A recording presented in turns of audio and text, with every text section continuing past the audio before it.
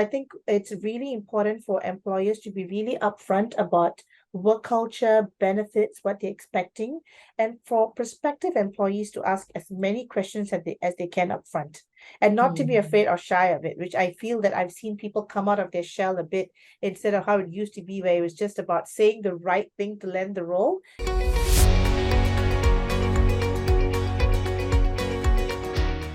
Welcome to the All in Recruitment podcast by Manatal, where we explore best practices, learnings, and trends with leaders in the recruitment space.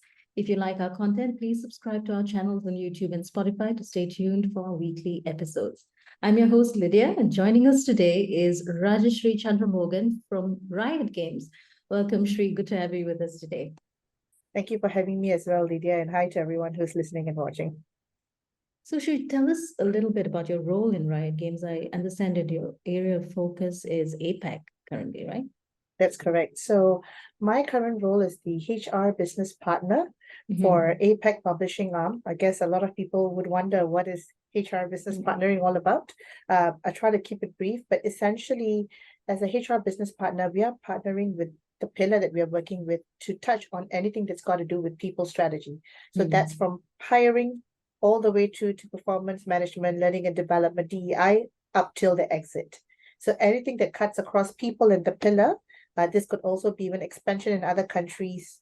All of that would actually be something that we partner with the business to work on. Right. So how does that differ from talent acquisition on its own? What are the subtle nuances, maybe? Sure, great question. So talent acquisition, as the name suggests, the main focus is really on acquiring of talent, right? So Mhm. they would be some people might call it recruitment, some people call it talent acquisition. So that their focus would really be around the strategy of hiring and attracting talent to the organization. As a HR business partner, while we do touch a little bit on hiring, our focus is mainly on the life cycle of the talent once they come to the organization. So for Mm. talent acquisition is sort of attraction, sort of getting the talents through the door. And then once they've come in through the door and they start with us, that's when HR business partnering takes a more sort of active approach to the employee life cycle all the way to the exit. So in that sense, is there a specific time period before that baton is passed over to HRBP? I think there's always collaboration, right? So Mm. because I don't think one team can work at its best all by themselves. So talent Mm. acquisition being the experts in understanding the current trends in the market, understanding the pulse of the talents, and then we typically partner with them at the stage to talk about what are the requirements of the business. How do we Mm. identify the right candidate, right? Then the offering, going through all of the great stuff as to what the benefits within the organization, all of that is handled by TA. And then the baton is passed to us typically after day one. They come in Mm. day one and then they're like, hey, Shri, here you go, take on and run with it, right? So we come in from that after that.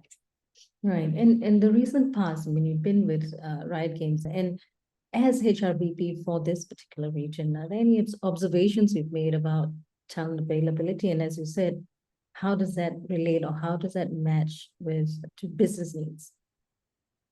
I think the one thing I can say is how, and probably you've heard many other guests say this, how COVID Mm. has changed the way we recruit, right? Mm. So there was always a focus of, especially if it's a candidate in country, they want to see them face to Mm. face, right? And then we know Mm. all of that went out through the window during COVID. A lot of the decisions had to be made through Zoom calls and you getting comfortable with the Zoom call, and likewise for the candidate. So I think Mm. the hiring experience in itself had become more streamlined in that sense.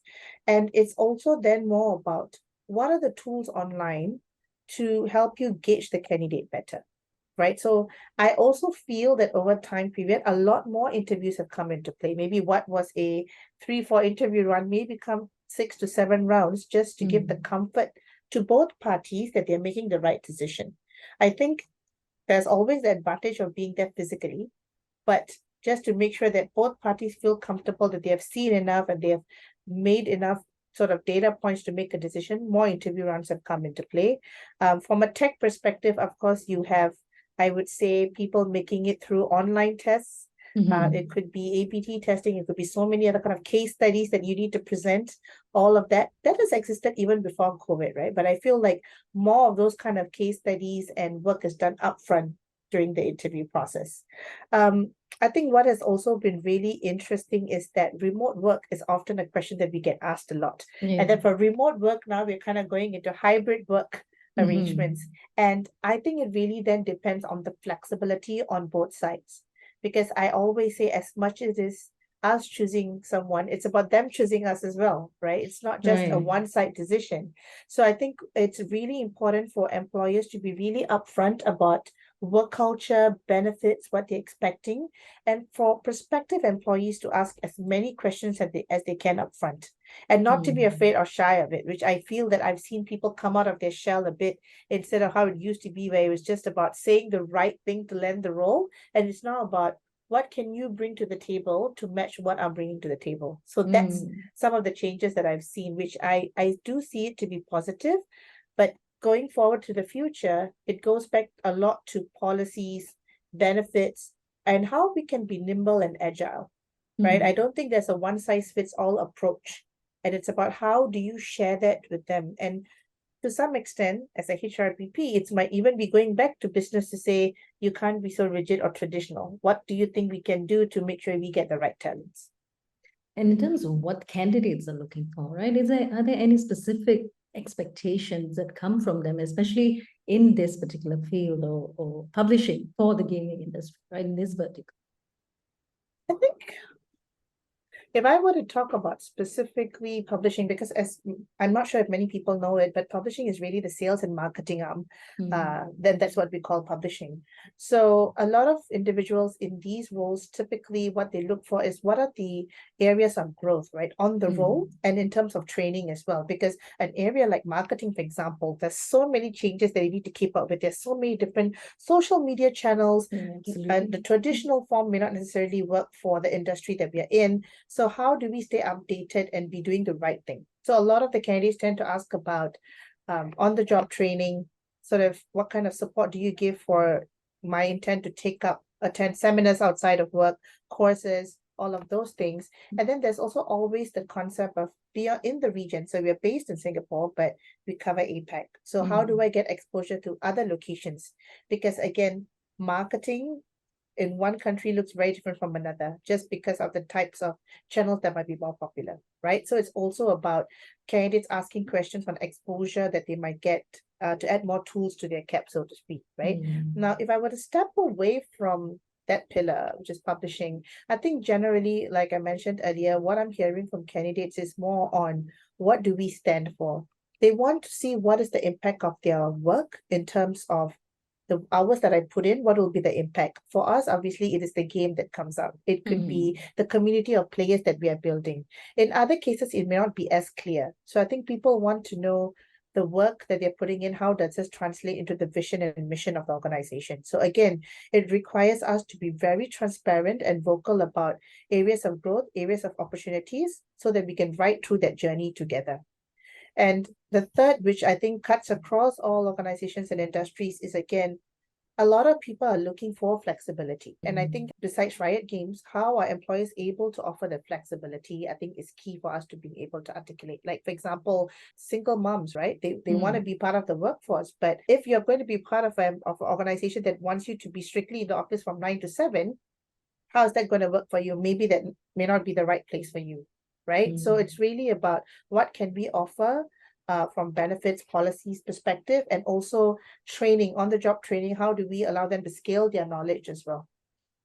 So earlier you mentioned it's not a very clear-cut passing the baton type of thing, but it is about taking on a brand new candidate or a new employee into the company and taking them forward from there. So what does that look like in terms of the interaction with the new employee, or looking into their kind of employee experience, especially when they've been at the talent acquisition stage, they've been bought over by the employer brand perhaps, and what might be the promises that have been given from there. So what does that look like in terms of relationship with the candidate or employee?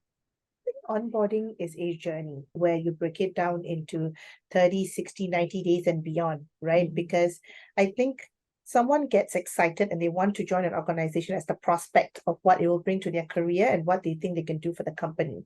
But once they're in, I think it's about really giving them all the tools that's required for them to be able to learn their role, and then from there scale. So I always look at the journey of I would say the first 30 to 45 days, really giving them all the tools that they need. So this is where you get them to meet as many people as possible, understand the systems, the technology, what could be at their disposal to do the role better, to learn how things are done within the organization, right? I would say anywhere from 45 to about 60 days or so is when they get to meet folks beyond the wider team. So this could be folks who are based elsewhere in the organization. There are people sitting in India who will be working with folks based in Singapore, who would be working with people in Central, which is LA. So how do they work across all of them? 90 days is when we are like, okay, you're 3 months into the role, you have the tools, you've met people. What do you think are some of the ways that we could work better or change some of the way maybe our working style, our rapids? Is this working for you? If not, how do you think it could work? So I think the onboarding process is typically broken into these different categories. And in my opinion, it also depends on how big the organization is. For some organizations, the onboarding, although it might sound crazy, might last for 6 months because that is as many people that you get to meet. And in some organizations, smaller ones like startups, you might have a smaller team and you might feel like, okay, you know what? I've known everyone. I know how they work. I'm going to hit the ground running. So it really depends on the organization as well. So there clearly is some kind of, there are advantages to making sure there's a dedicated unit or there's a dedicated team looking into onboarding and beyond, right? But what might be some immediate advantages for companies to invest in this competency or this function? I think there are so many studies that has come out where the onboarding experience actually makes or breaks how long a person stays within the organization, right? So I think it's absolutely vital that the onboarding experience remains as something realistic. I want to stay away from the word positive because I think there's always ups and downs. I think it has to be realistic. And to invest in, I'm talking about systems or people who will be able to bring a talent through that journey is critical. So from that perspective, I've always said that for startups, there might be challenges with investing in a particular software or technology, but there are people. So maybe it's about streamlining the process as to how do you make them feel more at home? How do you really bring them through the journey with you? I recall when I was part of a previous organization, one of the things I had to do was to go with the delivery rider to basically understand what is the end mile delivery for all the groceries that we were delivering at one point in time. And that gave me an insight that I would not have had if this is not part of my onboarding journey, right? So it's really about investing in the onboarding journey in a way that is meaningful from a technology and people standpoint, so they can understand the vision, mission, and goal of the organization. Now, HRBPs naturally have to collaborate. They themselves have to collaborate with so many different stakeholders in a company of varying sizes, like in your experience, right? So what might be some common challenges that HRBPs face when they try to foster this collaboration, be it maybe in a startup or a slightly more mature startup or even a large organization? And how did you, in your experience, overcome such challenges? I think I'm still overcoming some of the challenges, to be honest, right? Because different organizations have different, for lack of a better word, baggage that they come with. And what do I mean? Because people's perception of, some people call us HR, some people call us people team, some people, there's so many different ways that we're calling ourselves right now. And often when you work with a lot of these leaders, they come with the idea of what they have seen people team to look like. Right. So when they come into the door and you sit down and you have a discussion with them, that's when you realize whether people team is on the table or not.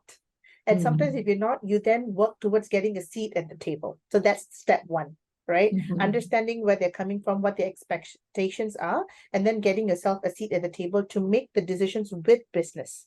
Then once you've gotten a seat at the table, it's then about how do you collaborate to get the strategic advice that you're able to give. And I think for that, one of the things that people team and HR need to focus on is really being data driven, right? I think often, this is an old school thought that HR may not necessarily have as much data points, or they might come in with more of the emotional side of things, which is true because we are dealing with people. So I'm not going to say that the qualitative side of things should be ignored, because that is where our strength is as well. But we should also come to the table with more data-driven approach. Talking about, say, for example, is really looking at the attrition rate the right thing to do? Because sometimes there is natural attrition. What other data sets should we be looking at? Like, how are we promoting our internal staff from one level to another. Do we see sufficient progress in that? And within that, maybe we can talk about even DEI, gender split, right? How many of your females are progressing as opposed to your males? And then we can talk about, is this something we want to change?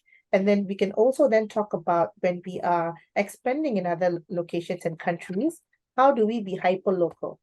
Because that's something that's quite close to publishing. We want to remain hyper local in our gaming experience with players. So how do we reflect that in the people whom we hire as well? So it's a lot of these data and information that we come to the table with to foster that collaboration. And I think last but not least, it's never one size fits all, right? Your different leaders come from different backgrounds, different cultures. So I think we have to learn to be a little nimble as well. Regulate our emotions has become one of my favorite words, actually, because I think in this current times, I think mental health is very important, and that applies to folks within the HR team as well, right? We often are the point of contact for many matters. And I think we need to emotionally regulate our emotions and give ourselves the space to think and be neutral when it comes to our suggestions as well. So I would say better collaboration often comes with understanding where our leaders are coming in from, their priorities, getting a seat on the table. Better collaboration would work on, us coming with data, qualitative and quantitative reasons as to why we're suggesting what we're suggesting. And the third is to allow and give ourselves the space to make mistakes and grow. And learn with the business as well, because they're also experimenting often, right? So it's about partnering in the right way so that we are both experimenting and learning from what we're doing. Now, data obviously comes from technology, right? The implementation of technology to support HR business partnering. So are there any specific tools that you use, or how does the team, or how does Riot Games and HRBPs leverage these technologies that are available to enhance or maybe smoothen the collaboration process? I would say that for us, there's a lot of data available, but how are we triangulating the data? So it's not just about taking the data, but how are you making that into insights? So this goes back to almost storyboarding from the data, right? So the data that we often get could be from some of the standard programs that many organizations have, and getting the data from there and making sense of the data. So this is where you need to start connecting the dots. But if I were to take a step back and look at my past organizations as well, there's a lot of data sets that we get through different systems that's available. Different sources, yeah. Correct. And there's plenty of them. But it's about how do we make sense of it so that it makes sense to business, that there is a connectivity amongst all of them. I think that's where the lag is. And often, while there could be some systems that help us connect the dots, it's often us being in the role of a HR business partner that needs to make sense of these and share this back with the business. So for example, if someone were to come to me and go like, hey, Shri, can you think of, from your perspective, what would be a good L&D program for leaders? Or how do you think we can educate our leaders from a DEI perspective? And what would be the baseline we can start with? I can go to a chat GPT and get some basic ideas, but that would just be the baseline. How do you build on top of it would really come from the knowledge of the business, what you know about the industry, and build that in. So that's why I say, well, technology helps in many ways to take away a lot of the manual side of collecting data. It gives you, it just gives you data that is much more easier for you to understand. It's then about how do you make sense of the data. Right. So in terms of metrics, there's always a couple of extra layers that you have to put effort into in order to really extrapolate that and make sense of it, right? As you said. So do you have any stories or any kind of anecdotes that might illustrate this kind of approach? Sure. Well, I was part of a startup called Flow that was based in Singapore, but we did have branches in Indonesia, Vietnam, and India, right? And it was a very unique business. And what we were focusing on at that point in time, and remember, this is through COVID, where we were having customer service agents calling up folks and asking about their repayment of loans and how they're going to work through it, right? Now, one of the challenges that we had back then was, oh my God, we are just not able to get sufficient customer service agents who can join us. And there's so many challenges technology-wise. So how are we going to do something about this? Specifically for India, when I was working with my then HR business partner, we were thinking of what can we do about this, right? And one of the things that came up was like, why not we partner with the underserved side of society, which is, some of your differently enabled individuals who are working Mhm. from home, they're looking for roles, and this would be a role that's perfect for them, right? You just need a laptop, you need internet connectivity, and you basically run them through some trainings and scripts for them to be able to connect with individuals. And that could actually help us bridge the gap on, some of the challenges we had in terms of retaining individuals. And I really did see a strong uptake in that. We were able to hire somewhere about 15 to 20 individuals on the onset. And we were kind of training them and we were trying to bring them up to speed. And that was interesting because that was not an idea that we had explored. And we were thinking about, okay, let's look at fresh graduates. Would they be interested in a role like that? And we completely left out an underserved part of the market. And so I think with some of the data that was coming through, that we had X number of people who are interested, these are the various NGOs we can partner with. Why not? Let's give that a shot. And I'm glad that we did that because that gave us an experience as to what we could do. And I really have to thank my then HR manager based in India for actually coming up with the idea and sort of sharing that with me as well. So that was, I would say that was started off as an experiment, but it did serve us well during the time period when we were having some sort of challenges from a talent perspective. That's actually an interesting takeaway. In terms of DE&I as well, it adds on to the community that you build within the company, and the kinds of people you bring in, different perspectives are brought into a company, which eventually enriches things, right? So in terms of, I mean, and I know you spoke about your previous experience. Were you in talent acquisition at that point? Or So was it differently? in my previous role with Flow, I was actually the CHRO. So I was actually running all of the Right. operations. Okay. And Okay. so for me, that was interesting, right? Because that is a role where you cut across everything and you look at everything in totality. And we were at a crunch because that was smack in the middle of COVID, right? No one's going to come out of their house to come for an interview. And we were like, how do we get people to join us? So that was really interesting. And I know that was particularly the time in India where I think they had very strong lockdown measures in comparison to some Yeah. of our other countries. So that was really interesting. But as CHRO, you would have also been able to, I presume, look into the kinds of policies or the kind of support that might be needed for a group that might be coming in that may not have been previously supported. So were there any steps to look into those things? We did. One of the things that we were looking at that point was, again, how do we revitalize and energize the customer agents that we have in the different locations, right? And one of the things we realized was that it was a very low-hanging fruit, but something that they would appreciate is actually having English classes. Some of the different cohorts wanted to have basic English classes to be taught to them, and I was like, I mean, hey, why not? Let's do it, right? It's not going to cost us a lot. And this is something that shows that this is what they want. And this is a way for us to show that we care in their growth and investment. So that's something that we did for cohorts who were interested specifically in language courses. Some of the other people were more interested in finding out about, more on their personality type, like, Myers-Briggs, DISC, for example. They wanted to know more about themselves and about the teams they work with and how they can work better. We also did some courses on communication. How do we communicate better within the team and with our bosses? Before I sort of came into that, we didn't necessarily have like a formal training session or any training programs that we were running out. And I think carrying out, just evaluating, not just from a cost perspective, but from the ROI perspective, this was something that showed to them that we cared. It was not a lot that they were asking for, and it made perfect sense to give them the support to enable them to do their role better as well and grow in the role. So that was something that I recall I sort of looked through in terms of each location, what were the kind of trainings that would be suitable for them, and sort of let that happen within the countries that we were running in. Now, talent teams have to plan ahead in terms of, the talent pipeline or even managing the talent that they already have. In what ways do you think TA leaders can look into, not just fulfilling business needs now, as you beautifully pointed out earlier? So what might be some ways that TA leaders can look into fulfilling business needs now, and also in the future, if we should use the term future proofing at all?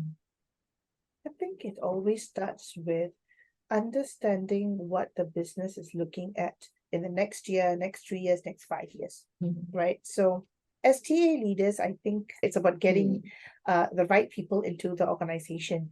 But I think the future proving of it will be to really understand the direction in which the organization or the particular team is looking to grow. And this could happen even at the briefing stage of a role that's opening up, right? Someone could say, I'm just giving this as an example. Someone might say that I'm looking to hire a software engineer. Typical software engineer, is either back end, front end. But then the questions to ask would be, as a TA, what is the current makeup? So maybe there are more, a DEI aspect would be there are maybe more males than females. Would you like to have more female engineers on the team? And if so, hey, these are some of the different avenues and areas that we can go and look into. But putting the DEI aside, it's maybe asking about a skill sets perspective. Do you want someone who's able to do only backend or front end and backend, just so that if there's a change in the makeup of the team, this individual could step up and play that role as well. Again, it goes to the T-shaped engineer, right? We're talking about someone who might have come across different technologies, but could be more vertically interested in one particular area. So I think these are the kind of questions that we ask. And as TA, I think it's also about connecting with the business to understand, what does your future look like? In the future, how many more of, say, mobile engineers do you need? They might tell you that in the future, mobile engineering is going to be centralized out of X country. Then there may not necessarily be a need here for the time being. So what else could we look at? So it's always starts with tying back to the current and future plans and sort of building pipeline around that. I think that is really key and important for TA. And I think it's also about constantly being the feedback loop almost for the business as well, right? They are the ones who are interacting with all these talents in the market. The talents might have a certain perception about the company that the business may not know of. So it's also to be the conduit to actually come back and provide some of these feedback and go like, hey, one of the things I know is a lot of talents are like, when is Riot going to become more active in mobile games, right? Because right now we're still very much PC and console. So those are the feedbacks that they could come back and give, which I think will help business to understand the pulse of whom they're trying to serve. And also be careful about, okay, so how do we position this to them to know that this is something is in the works, but they may not get to see it. So again, it then goes back to, how do we put information out there? How do we share with talents our value add? And you brought up a key point about culture earlier and getting people integrated into the internal culture, as well as a key point earlier, which is being hyper local where Riot Games is concerned, right? And there is also this focus on APAC. So in terms of hiring, how does culture play a role into it? When you're getting international hires, do they move about in different markets? Is there a preference to prefer to hire only in a specific region, people who are from there? I think it's a mixed bag. I do feel that talents are definitely keen to get an exposure around the world, right? So they would want to be, say, versus one area more than another. But I think as TA, it's also about us having a few buckets that we need to clear and look into. So one of the things is, for example, people who want to move to Singapore. I think it's very important that we educate them about not just the talent market climate, but also about things that's very crucial, like the housing aspect of things, right? A lot of talents often they get a shock when they get to know about how high is the rental prices, and then they're like, oh, this is, and all these plays a part. And I think that's where becoming a more holistic TA individual helps. And it's not just from TA, even HR business partnering, right? Some of them are moving with their children. They would ask you questions about how international schools and the location, what is some of the cost? And you would need to step out of your realm to provide some of these information so they can make a more holistic decision.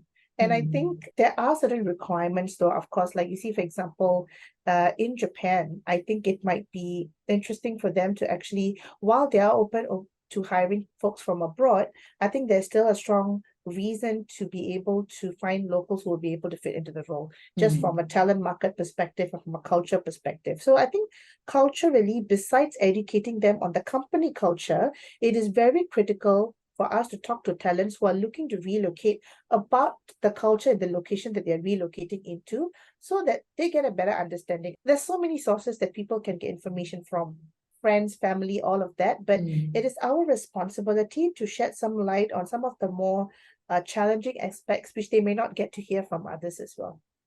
So HRBP essentially has to wear many hats in this sense, right? And clearly the role also has to evolve according to not just the market trends, but really the candidates' preferences, and as they become an employee, and what are they actually looking for in terms of what the company has to offer them. So, looking into the role of a HRBP, what do you think they might need to have in terms of skills, or what kind of personality or value should they bring to their role? I feel like I'm still learning that myself.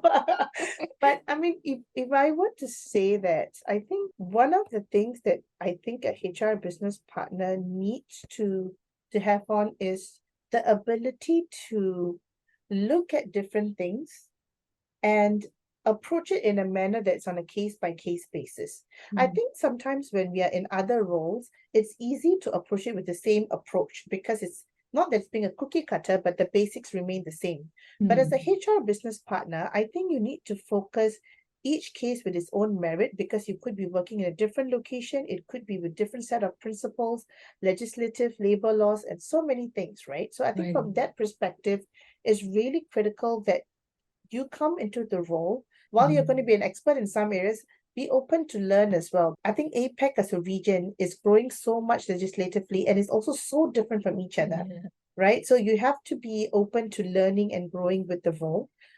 Secondly, I think getting comfortable with data is definitely crucial because, again, people strategy is not just on the hiring aspects, but so many other aspects that you need to deal with. Like I said, performance management, learning and development, and a lot of this you need to get comfortable with not just data, but storytelling the data as well. Because often your stakeholders are looking at you to be like, okay, you shared this data. What does this mean for me? So I think that's a skill that I'm still learning, right? How do I make sense of this data to tie it back to what we are doing? And last but not least, I think it's the ability to not hide behind policies. And I say this because a lot of times it's easy to say, this is our policy. This is just the way it is. And it might say, in some cases, we have to do that because there are some rigid legislative laws that does not allow you to do it otherwise. But where possible, I think to approach policies with a sense of what can we do better and are we doing right by our employees. So always to look at it with an open eye and flexibility on what can do better and what remains status quo and the way it is. So that would be the three things that I would say are skill sets that I think HRBPs need to come into and accept as they grow in that role. And then of course, we have AI coming into play. We've seen that the whole of this year. We've got ChatGPT. Everyone's tried it. I've tried it. I'm sure you've tried it yourself. Yeah. So what do you think is the impact in your experience? What has been the impact of AI in this, in your current role, and also maybe some predictions or some trends you see coming forward? I think the first thing I would say is, as I mentioned previously in my example, AI gives you, I believe, a very comfortable baseline. If you're using it to maybe understand a little bit more about comm strategy, what does compensation philosophy look like? I think for a lot of that, instead, for people who are not too keen into reading all those crazy thick books, AI is a great way to set you the baseline and from there for you to build it up. From a TA perspective, of course, there are so many software out there that allows you to narrow down a pool of individuals that you need to be hiring. And I would say it's a healthy dependence on AI, but it shouldn't be a over dependence. I think that's the challenge, right? Because as much as AI plays a part in helping you maybe remove some of the more time consuming processes, there is the need for you to come in with your insight as an individual to what you can do better. So like for myself, I was using, as I mentioned, ChatGPT to understand a little bit about different policies, what's out there in the market. I would go and enter about a particular market and go like, what are some of the legislative laws here? Like, are there any websites that I can go to understand these, right? And you get a list. And I typically use that list, but I still have to go and build on top of it, right? Because again, and I keep coming back to this point because it's about being able to stand behind your recommendation or the work that you do. And often if there's an over dependence, you're not going to be able to stand behind the decision to say, this is why you arrived at this decision. So from that perspective, AI, I would say, is a tool that we all need to get comfortable to understand. It shouldn't be something that we should shy away from. I think it's a healthy sort of, if I could put it, it's like a a codependence, right? Hmm. We can depend on AI to get the information that we want and make the quality of our work better. And at the same time, learn how to live with AI as we go forward. I think there's a lot of worry and scare around it, which I think I do understand some of the applications could have some real life impact, but I've not seen that happen yet. So it's about really understanding AI and how do you bring it into your line of work and see how that moves forward. And using AI efficiently the way and effectively, in fact, the way you described it requires TA professional or a HRBP for that matter to really go back to what you said earlier, which is know the business, right? And where it's headed to in order to make sense of what you just read. So moving on to recruitment technology, in your experience, what might have been, some things that you've seen as benefit or what advantages it brings? So I think for me, recruitment, I would say that, as I mentioned before, it helps with the pool of candidates coming through, right? I think in the past, this speaks to my age, obviously, when I was in recruitment, you are seeing hundreds of CVs. You do maybe a control find on keyword search, which is not helpful, by the way, in any sense, but that was the extent to which the tools available helped. Now there's a lot of way to do pre-filters, filters. We're even able to do like CRM to reach out to candidates who are not applying, but who could be active. There's so many tools at our disposal to get the right kind of candidates in and bring back candidates who may not be considering the role. So I think there is all these different avenues that is helping recruiters spend their time effectively on building relationship with candidates and finding the right candidate, right? So I do see that great advantage that we have there. Like I said, I think where the person's value add on top of a system's value add would be that what is it that the system is not able to detect if this person will be a culture fit. They might ask a bunch of questions, but you would know as a recruiter talking to them whether they are really going to be a culture fit or not. So I think that's where the individual perspective as a TA individual comes in. But the tools out there in terms of even video recording, for example, right, giving a topic and people actually talking about it, that's a great tool for us to be able to assess fresh graduates coming into the market. I know in the past, I've been part of groups where there are like 60 over people in a room, split into like 5 rooms, and then you've got to talk about a topic which could be quite unnerving. Extroverts tend to fare better in that as opposed to introverts. But now with a lot of these technology, I think it does away some of, I would say, the fuzziness of things, and it allows people to be who they are. So I do see that there's a great advantage for TA in terms of the tools that's out there. And they could add their personal touch on top of it by being really able to pull through in areas where systems are not able to really sieve through yet. In culture, right? Assessing culture fit or culture add, one might say, to an organization. And as I'm curious, as a HRBP, do you get a closer view or do you get a deeper perspective into a company's evolving culture, being so close to a business unit as opposed to maybe TA? And how do you channel that information or give that feedback back to the TA team? I feel like we all have the same amount of exposure, to be honest. I don't think it's maybe more for me than for TA, because I feel like TA and I are traveling at the same, we're just parallels, but we are traveling at the same pace with business, right? As a HR business partner, what I may get to see more than TA would be some of the business decisions that they make and why they are doing that. TA may just get to see the outcomes. They may not get to understand the reason why. But as a HR business partner, which is generally a generalist role, you get to understand the why behind the business decisions, which gives you an insight into, is the culture remaining the same? Is it shifting now with new leadership? Or are we moving towards a North Star that will again change culture in the next 3 to 5 years? So I think from that perspective, I might get a little bit more into the why as opposed to TA. But like I said, there's different vantage points from which we're seeing culture shifting. Okay. Yes, that's still a great perspective to have, and it combined, it makes it very powerful, right? So, Rajashree, you've had extensive experience, obviously, in the talent space, not just in HRBP, but also in TA and recruitment and planning out large strategies for companies, right? So, what advice would you give someone who's starting out in this space today? Wow. I think you Um, did cover a little bit about that earlier. yes, I did. Yes, I did. yeah.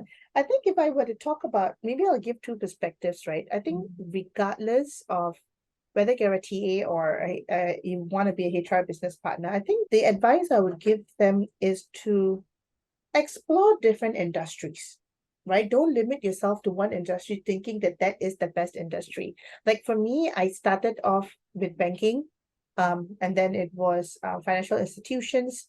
And then I made a pivot, conscious pivot to startups, specifically in Asia, in APAC, because I wanted to see the growth of startups in the Asia region, right? So and I think that gave me a whole lot of experience, both the good and bad, and realizing how you can deal with it. So I would tell people that do not limit yourself to a particular kind of industry. Do not write off an industry saying that it's boring or it's passe. I think once if you find the role is interesting, if you find the manager is someone you can get along with, try it. It might give you a perspective that you may not get in other industries, which might help you later. So I think that's the main thing I want to say. From regardless of what role you go into, I think that's a key sort of suggestion that I would give. And anyone who's particularly interested in being in the people team, be it TA or HRBP, I would say that the key tool that you need to focus on is being resilient. Because it is a department, it is a team that often deals with handling, as much as we talk about positive, some of the more difficult, challenging decisions as well. You're going to be hearing a lot of people coming to you for a whole lot of different reasons, and you need to be mentally and physically resilient in order to be able to remain neutral and try to help them as much as you can, right? So it's not about being more towards whether you're a people person or not, but I think it's about really remaining neutral and focused on not just being outcome driven, but also putting people first. So it's a fine balance, right? I would say that that would be my suggestion for anyone considering, TA, HRBP, or just any industry for that matter of fact. Try different industries and organizations for you to get an understanding of what the climate is like. And thank you very much, Shri, for your time, your insights. These have been great, especially coming from your experience. It's broad and it's an interesting look at what the differences are between different teams in the company and where the value comes in for HRBPs, right? So I'm sure the audience listening in, someone might want to pick up a conversation with you and take it further. So you can mention your contact details or which channel you prefer to be contacted on. Sure. So please connect with me on LinkedIn. It's my full name on LinkedIn, Rajashree Chandramogan. And I do have I can give my personal email address as well. So that is shree.cmogan@gmail.com. That's my personal email address. So please feel free to reach out to me on LinkedIn on my personal email address, and I'm happy to connect to talk about be it HR business partnering, TA, or just the talent industry as a whole. Thank you so much, Rajashree. It was such a pleasure to have you with us today. And thank you for having me as well, Lydia. I think it gave me a very much needed break from the work. And, you really got me thinking a lot of the questions as well. So thank you so much. You're welcome. And we have been in conversation with Rajashree Chandramogan from Riot Games. Thank you for joining us and stay tuned for more weekly episodes from All in Recruitment.